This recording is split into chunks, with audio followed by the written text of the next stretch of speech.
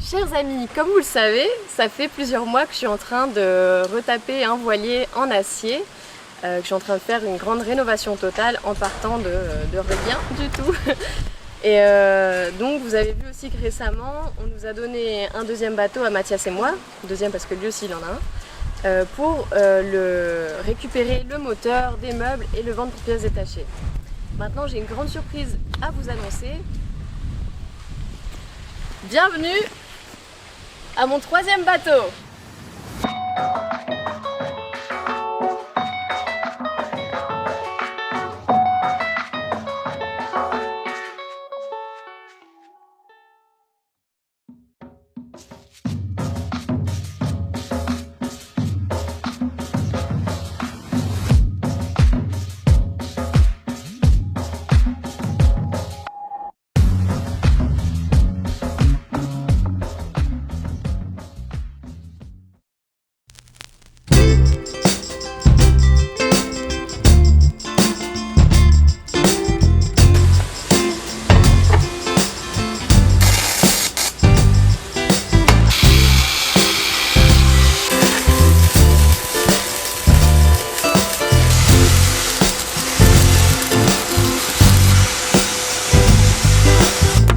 Sur le bateau, depuis que je suis partie, en fait, il y a eu des super avancées grâce à Sol et Nando.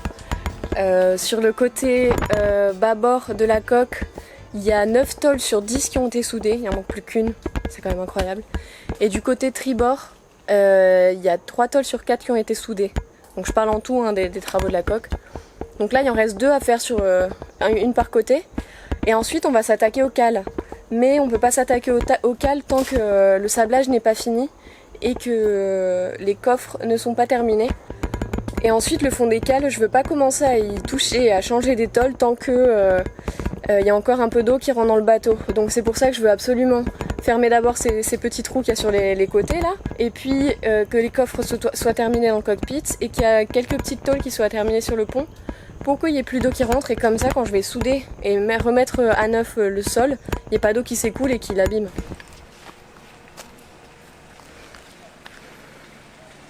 Ça fait 5 jours que je suis retournée au chantier après la navigation jusqu'au Honduras sur petit chantier. Et en fait, il y a toute l'équipe de la nave qui vient me rendre visite, qui vient connaître mon projet. Donc je vais leur faire la visite de tous mes bateaux. Je vais commencer par Lady Océane, le bateau, comme vous le savez, que je rénove depuis un an. Ensuite, on va passer à Deux Robes, le voilier centenaire que j'ai récupéré pour pièces. Puis, on va passer au troisième bateau, mon troisième bateau, et je vais leur expliquer comment tout ça est arrivé. Et par la même occasion, vous aussi, vous comprendrez ce qui est en train de se passer parce que je vous ai encore rien annoncé. Voilà. Bon, bienvenue à mon bateau. Alors, par quoi commencer? Je vous ai déjà raconté l'histoire de ce bateau, non? T'as traversé avec, mais vas-y donc. Je traversais les Caraïbes avec, c'était un bateau qui était abandonné à Saint-Barthélemy, qu'on a récupéré en retrouvant l'ancien propriétaire, donc il était abandonné pendant 2 ans. Il l'a donné à mon ex-copain. Moi à l'époque je comptais pas rester sur Saint-Barth, je voulais partir en Amérique latine. Et puis au final je suis restée parce qu'il y avait encore du Covid, tout ça, donc c'était un peu bloqué de partout. Et je lui ai proposé, écoute, puisque tu as 2 bateaux maintenant, est-ce que tu es chaud? J'attends un peu et puis on part avec les deux. Toi tu navigues celui-là et moi je navigue le bateau de 6 mètres, le deuxième bateau qu'il avait. Donc voilà, on est parti en flottille comme ça et puis en arrivant ici, bon voilà, les choses de la vie ont changé, on s'est séparés. Et moi j'avais plus d'argent, plus rien, mais je me suis dit je repartirai d'ici avec mon bateau, c'est sûr, là, faut que je continue sur cette lancée, faut pas que je reparte à zéro en backpack, faut que je prenne tout ce que j'ai appris ces 2 dernières années et que je les mette en action. Donc voilà, et au final, il m'a filé ce bateau. Certains m'ont dit que c'était un cadeau empoisonné, mais moi je me suis dit non, c'est mon bateau et je vais le réparer. Ça par exemple, c'est ce qui était de l'autre côté qui n'est pas encore soudé. Voilà, une tôle qui était dans le bateau. Ça c'est la face intérieure. Vous voyez comment c'est rouillé? Ouais. Des trous de partout, ça fait peur. Là c'est pareil, tout ça. Regardez tout ce que j'ai découpé qui était pourri quoi. Elle a navigué avec ça. J'ai navigué avec ça. 10 jours. Elle a pas coulé. Pas que 10 jours. Mais t'avais-tu de l'eau qui rentrait dans le cadre? On avait toujours de l'eau qui rentrait du pont, de partout. Mais par le Alors une fois oui, parce qu'on a fait un trou en grattant la rouille avec une spatule avant qu'on ait même commencé à naviguer le bateau. Donc il y a de l'eau qui a commencé à rentrer dans tout le bateau. Donc moi j'étais en train de boucher le trou comme je pouvais avec un linge. Il y en avait un copain qui vidait l'eau. Il y en avait un autre qui partait avec le dinghy pour aller chercher une pâte époxy pour boucher le trou. Ça s'appelle de l'épicole. Et il y en avait un autre qui plongeait pour mettre une pinoche sous l'eau et boucher. Ouais. Et puis c'est ce soir-là qu'on s'est dit, on emmène le bateau au Guatemala pour le réparer. Ah, Il se sentait vraiment intelligent avec cette décision. On était là, ok, faut qu'on aille au Guatemala. Bah, c'est là qu'on s'est dit, bah, le petit bateau il est là pour sauver les autres au cas où le bateau coule. C'est vrai, c'est ce qu'on s'est dit, c'est un peu fou, mais. Comme ça, s'il y en a un qui coule, il peut aller chercher le reste du monde. C'est ça. Tout le monde survit. C'est n'importe quoi. Mais c'est vraiment ce qu'on s'est dit. Et ce bateau-là, putain, on s'est tapé des grosses mers. Hein. Franchement, il y a des fois, on a flippé. Mais il a toujours tenu le coup. Cette tôle-là, elle avait été découpée. Il y avait un gros trou pendant des mois ici. Le bateau, il ressemblait vraiment pas à un bateau. Quoi. Ça ressemblait juste à un squelette démembré. C'était vraiment dur pour le moral.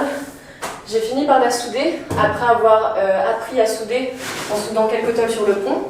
Celle-là, c'était la première, ensuite celle-là, et ensuite celle-là et celle-là.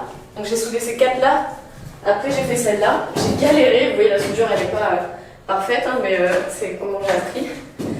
Et après celle-là, j'ai commencé à faire des soudures sur les côtés. Mais ça m'a pris du temps parce qu'avant de souder tous ces morceaux-là, j'attendais que ça soit sablé. Parce que je me suis rendu compte qu'en fait, en traitant à la main, ça marchait pas. Il y avait toujours de la rouille qui restait, qui revenait. Donc voilà, à partir du moment où ils ont sablé, on a tout soudé. Voilà, vous avez vu, on a 9. Ici, ça part de là. On a soudé celle-là. 1, 2, 3, 4, 5, 6, 7, 8, 9. Voilà, 9 tôles qu'on a soudées. Dans le cockpit, alors, donc comme vous le savez, ici avant, il y avait un gros trou noir. Là, c'est arrivé dans le cockpit, t'étais genre, ah, c'est quoi ce bateau? Et là, c'est pareil, il y avait 2 gros trous. Parce qu'il y avait. Là, on a soudé les coffres pour pas qu'ils tombent, vu qu'il n'y a pas encore de charnière. Mais il n'y avait rien en fait. Tout était pourri en fait autour des coffres. Donc moi, j'ai commencé par découper. Tu sais, tout ça, c'est des nouvelles soudures. Ça fait rouiller parce qu'on l'a pas encore peint par au-dessus, mais c'est superficiel.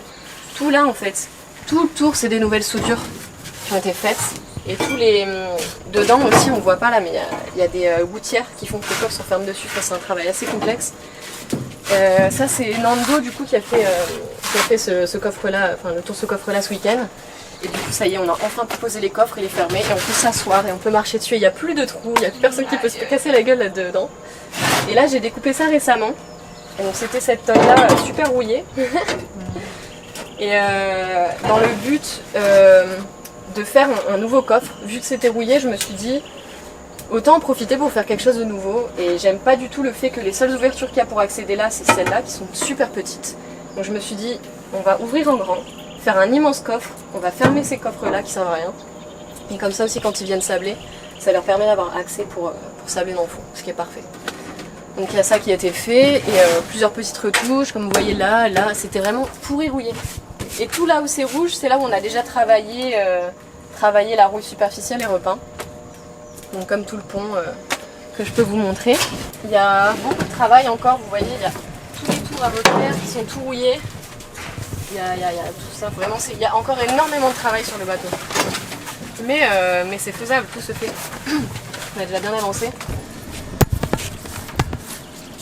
Voilà, et là t'as vu, il y a du sable dedans avec le sablage là. Mais vous avez vu tous les trous là? Tout ça, ça a changé. Toute la tôle là. Et ça, c'est à sabler parce que la tôle elle fait 1 cm d'épaisseur, donc il y a de la matière. Ok, donc ça c'est le deuxième bateau. C'est le bateau que Sylvain nous a donné à moi et Mathias pour réparer les nôtres. En fait, il comptait le restaurer pour aller faire un projet au Québec de musique et de cirque. Mais il s'est rendu compte que la coque était trop rouillée, que c'était impossible de réparer cette coque. Il aurait fallu en faire une nouvelle pour sauver le bateau en fait. Et donc c'est un bateau qui est vieux de plus de 100 ans, qui est fait en acier rifté, une ancienne technique pour faire les bateaux en acier. Et il est assez impressionnant, il est vraiment très beau, il fait une quarantaine de pieds, 14 mètres. Et ouais, tout l'intérieur est magnifique, il y a des vieux winches antiques sur le pont, vraiment incroyable.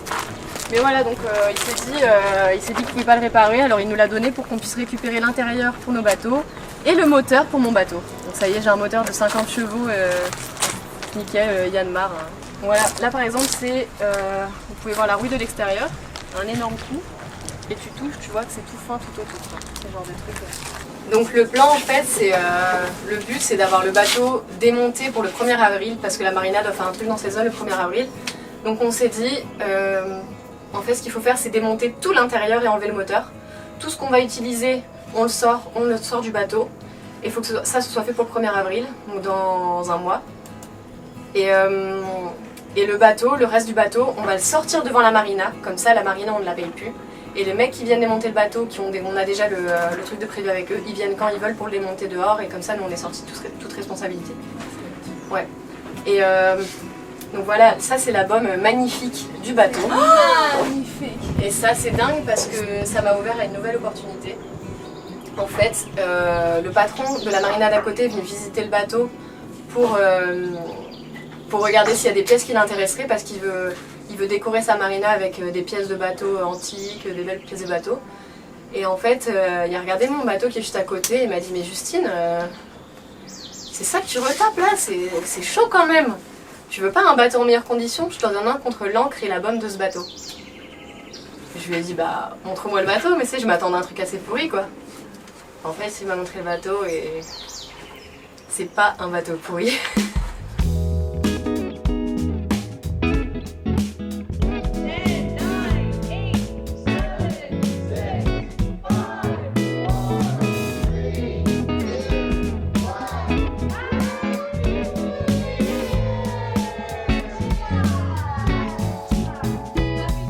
Bienvenue au 3e bateau.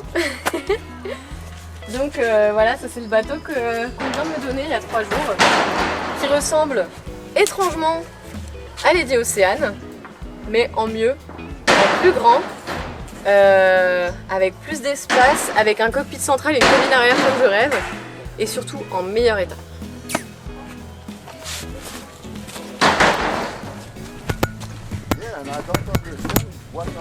Il y a déjà de la visite là-haut. Ils veulent me voler mon bateau.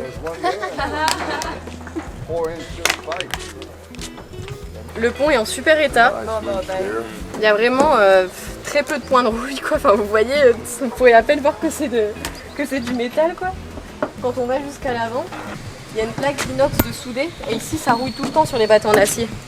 Et ça c'est vraiment un bon point fort. Les taquets ils sont magnifiques.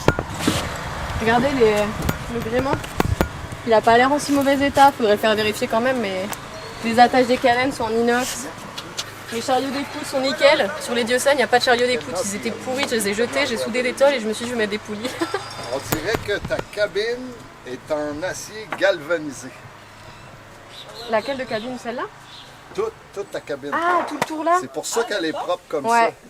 Ouais, c'est vrai, c'est galvanisé, ouais. Ouais. Qu'est-ce que t'en penses, toi, du bateau, Christian? C'est tout qu'un cadeau. C'est un beau cadeau. Et, bon, comme on disait avec Tristan, il y a quand même beaucoup de travail, là, mais à comparer à l'autre, il y a déjà un bout de chemin de fait, un bon bout de chemin de fait. C'est quoi ça veut dire pour toi, beaucoup de travail? Ben, ça dépend à quel point tu veux l'amener, là. Mais tu sais, c'est quand même tout vider l'intérieur, nettoyer comme il faut, peinturer, probablement aussi dérouiller là, avec une brosse ou... Mais il n'y a pas de sablage à faire. Ah, ça ne se compare pas du tout, du tout. C'est parce que là, tu as déjà un bateau qui est fonctionnel. Là. Ouais. Toi, tu es à refaire la coque. Après, il faut que tu refasses le bateau. Ouais. Comme mon père me disait quand il a construit le bateau, la coque, en 2 ans, elle était faite. Ouais. Ça a pris 4 autres années pour avoir un bateau. Ouais. Ça, c'est un peu la vie qui me dit « Vas-y Justine, t'as envie de naviguer, c'est le moment quoi. Tiens, cadeau. Pars, profite, t'es jeune. Lance le projet sur l'eau. Ton projet, c'était pas forcément de passer des années sur un chantier à l'origine, non? Le projet, c'était d'être à l'eau et de lancer un projet avec plein de gens. Bah ça y est. En fait, ça fait 3 jours depuis qu'on m'a donné ce bateau, qu'il y a plein de nouvelles idées qui émergent, comment faire, pourquoi la vie me donne ces 3 bateaux en fait, qu'est-ce que je dois en faire, comment faire les choses bien, qu'est-ce qui peut ressortir de bon pour moi mais aussi pour les autres quoi. Donc voilà, et là, depuis que les filles sont arrivées, ça y est, il y a un esprit de force qui se met en place et le projet est en train de se construire. Ouais.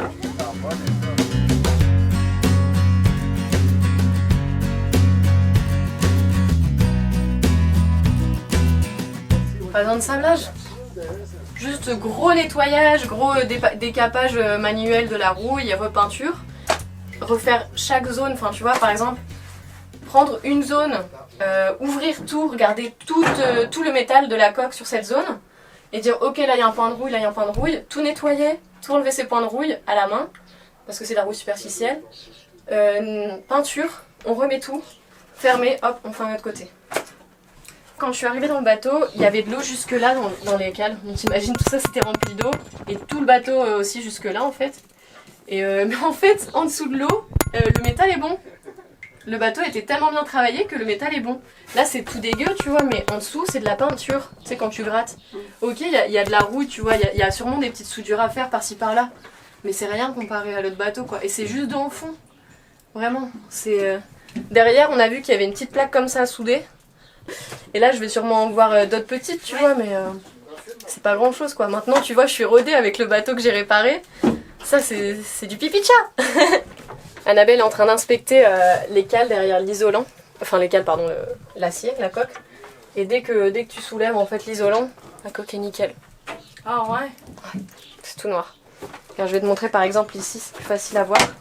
Alors là non, là il y a de l'isolant. Mais regarde, on sous l'isolant. Ah waouh. Là c'est pareil, en dessous c'est nickel quoi. Et ce bateau en fait c'est un bateau super pour faire un projet comme celui que je suis en train de construire parce qu'il y a énormément de place pour recueillir du monde, il y a 3 cabines. Une cabine à l'avant double, là il y a un lit, un deuxième lit et on pouvait faire un troisième lit mais petit. Donc là ça fait déjà 4 places. De ce côté là, donc là il y a la table à cartes et ici il y a une autre cabine double. C'est génial non? Là t'as un lit dans le couloir. Et quand tu vas au bout du couloir, cabine de la capitaine.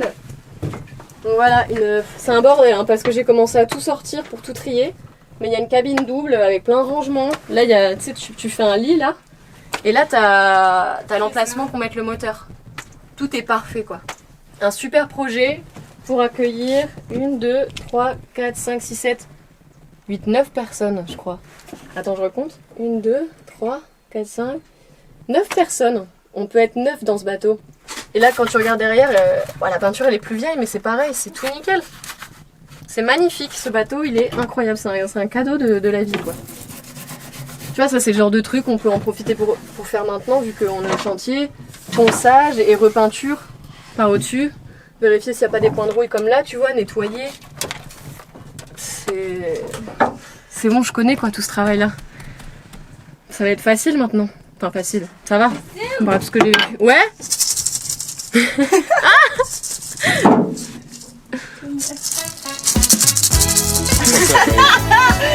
Oh yeah, I'm on my way home. Oh yeah, the kids are at the house tonight. It'll be just you and I. Oh yeah, I'll stop and pick up something. Oh, we can get our groove on tonight, baby. All right, see you. It's the weekend, baby. Time to settle down. Des cafards en train d'agoniser à la petite fourchette.